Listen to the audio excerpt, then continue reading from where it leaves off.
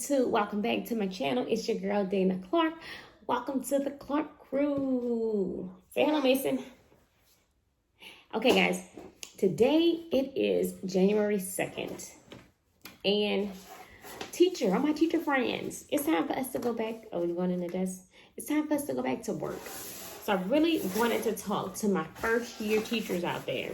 Mason, thank you. Y'all, it's January. Y'all teaching during the pandemic.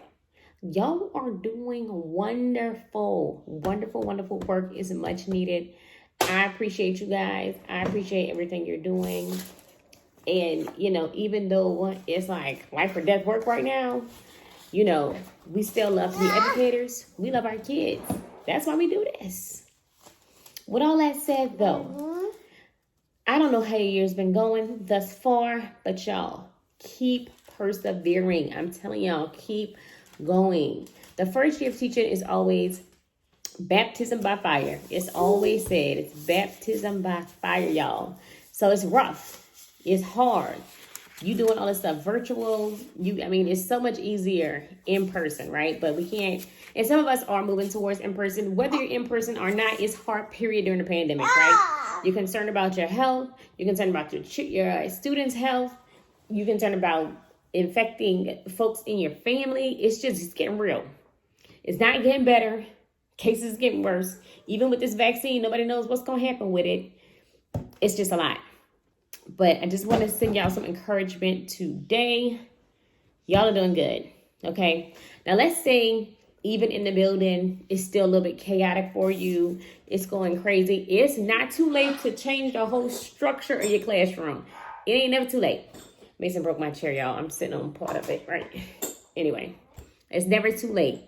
If you're having problems with structure and behavior or anything like that in your classroom, it's not too late to go in there. It's a new year, new you. It's sat down a lot. Thank you for that chair that this part broke. So, okay, revamp whatever you're doing. Learn from the last, August, September, October, November, December, the last 5 months. And whatever you were doing, go in there and change the game on them. At this point, I don't know if you were able to watch seasoned teachers in your building, but y'all link up with a seasoned teacher. That's like tip number, that should be the first tip. Once you walk in that building, find a seasoned teacher that is willing to help you and let you learn from them besides your coach. We know you got a coach. Besides that, because we know coaches, they ain't in the classroom every day with us. Usually our coaches are our principals, our vice principals, and things like that. So they're not doing the day-to-day work that we're doing. Find somebody in the building that season that's doing the day-to-day work you're doing, and whatever they're doing, learn from them. Talk to them. Build a relationship with them. They will help you. Many a times new teachers have always come to my classroom looking for help, and I'm giving them advice on what I do. Now, of course, you have to make it your own, but take advice. Be a sponge your first year of teaching. You made it this far, y'all. All you have left is January, February, March, April, May. Some of y'all go to June, so 6 months. And y'all still know in between that time, we still have spring break. If you're in New Orleans, we still have Mardi Gras break. So you still have breaks in between there to kind of woosah, reorganize, get it together. Now, we all know, and if you don't know, kids love consistency. You gotta be consistent every time, every day. They like to know what is happening next.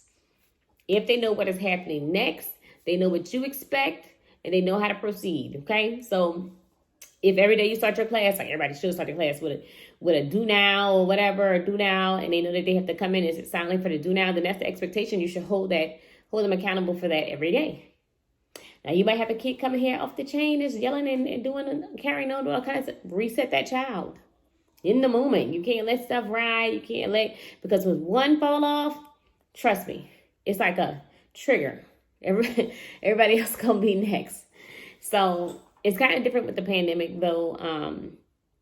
I know with teaching online kids, the community, and having kids in person in the classroom. But y'all, you have to, you gotta have strong management either way in either situations, because if you don't have management, you really cannot teach the kids. Now, I'm really talking to my inner city school teachers here, okay? Because that's where for me you would find the kids with most of those behaviors, and maybe the classrooms are a little, overcrowded, and you don't have those small classroom settings. We have about 30 kids. We got the max in our classrooms. Okay, so if you can't handle those kids and get them organized and get them working, then everybody will be off task.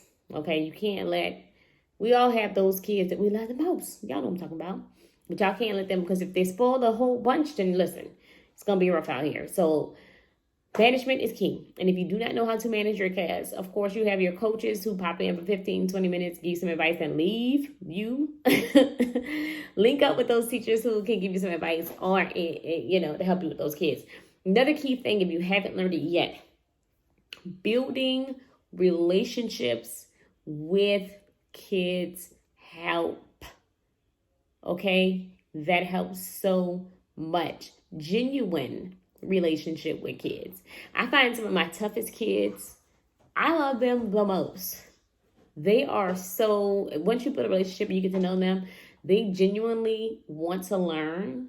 Okay, they want to behave, they want to be a participant in the classroom, but maybe there's something that's stopping them. But once you build a relationship, you can find out how to assist and help those students. I mean, you have to always have this expectation. You should, because it's real. Always assume the best. If something is not going the way you want it to in your classroom, assume the best, but then figure out why that is. And I know you're like, it's a pandemic, how am I build a relationship with these kids? It's easy. It's easy. Communication, right? Not accusing them of anything, but hearing them out, treating them like people. They dwell off of that. They dwell off of being treated like people and not like children, right? Because children, oh, you have to do what I say do because I say do it. No, this is my expectation. But if you're not willing to meet this expectation, tell me why. Let's talk about this. And maybe like a one-off it during a time where maybe they should be at recess, or maybe have a lunch with them 6 feet apart. But have those conversations and build the relationships. I'm telling you, that will take you a long way. Relationships are key. And not just building relationships with the students, but the parents. They're like your besties in this work. They part of your team. They part of your crew. You can't do it without them. Now, sometimes we have a lack of parent participation, and if that's the case, that's when it's key to build that relationship with that child, for sure. That's just a few tips I have for you guys. I'll be talking more to my first year teacher friends and giving y'all advice in the comments if you want to know anything about organization, as far as like when you should lesson plan, or how far out, or how to stay organized, how to stay on top of your things. Comment below and I'll do a video on that. But yeah, build a relationship, y'all. Keep going, keep doing your best. Whatever you're doing right now, it is helping, it is working. Even though you might not see the results you want to see right now, you are helping that child just by your presence, just by being there, just by coming to work, just by being consistent with them, because it's what kids need. But yeah, like I said, the first year is baptism by fire. But you are doing, if nobody has told you, you are doing an amazing job just by showing up for those kids. Okay? And then the rest you can work on and it'll fall in place. And remember, education it's hard work. You have to have a passion for it. You have to actually love kids. You have to love what you do. If you don't love what you do, then education is probably not for you. But it's a very rewarding career. It's a very rewarding job. It's hard right now during the pandemic, but y'all, keep pushing. The kids need us. Hopefully we can keep teaching them in a safe way. Because I know many of educators has lost their lives to the COVID-19, and it's just unfortunate. I know a lot of teachers say, I didn't sign up for this, but we just have to keep pushing, and we'll keep figuring it out as we go. Hopefully the leaders of the country and of our school boards and everything figure out how to best make this work for all of us. But keep pushing, y'all. You're doing an excellent job, and happy 2021.